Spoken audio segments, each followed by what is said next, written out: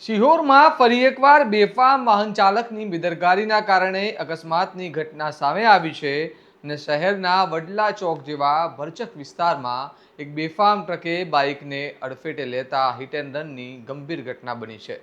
સૌથી ચોંકાવનારી વાત એ છે કે ટ્રક ચાલકે ટક્કર માર્યા બાદ પણ વાહન ન અટકાવતા બાઇક સવારને અંદાજે અડધો કિલોમીટર સુધી ઢસડ્યો હોવાનું સામે આવ્યું છે અને આ ભયાનક ઘટનાએ સમગ્ર વિસ્તારમાં અરેરાટી ફેલાવી દીધી છે।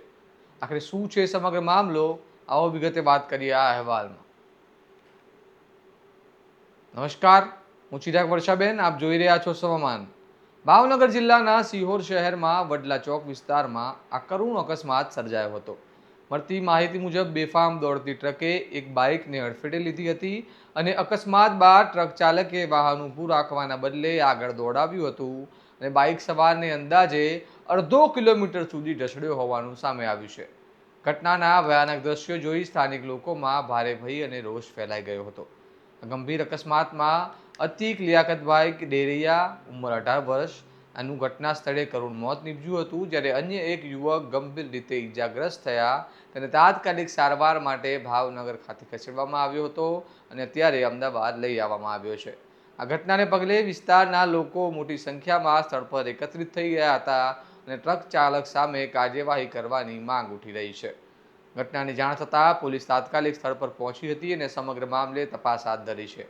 આ મામલે સિહોર એએસપી મોસમ મહેતા સાથે થયેલી ટેલિફોનિક વાતચીતમાં તેમણે જણાવ્યું કે હાલ એક યુવકનું મોત નોંધાયું છે અને ટ્રક ચાલક વિરુદ્ધ ગુનો નોંધી આગળની કાર્યવાહી શરૂ કરવામાં આવી છે।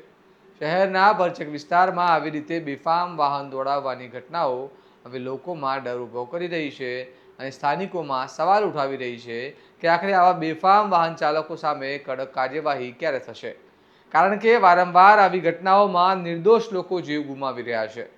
આ સમગ્ર ઘટનાને લઈને તમારું શું કહેવું છે? શું ભરચક વિસ્તારોમાં ભારે વાહનો પર વધુ નિયંત્રણ લાવવાની જરૂર છે? અમને કમેન્ટમાં જણાવો અને આવા જ મહત્વના અહેવાલો માટે તમારા સમાચારને લાઇક, શેર અને સબસ્ક્રાઇબ કરવાનું ભૂલતા નહીં। નમસ્કાર।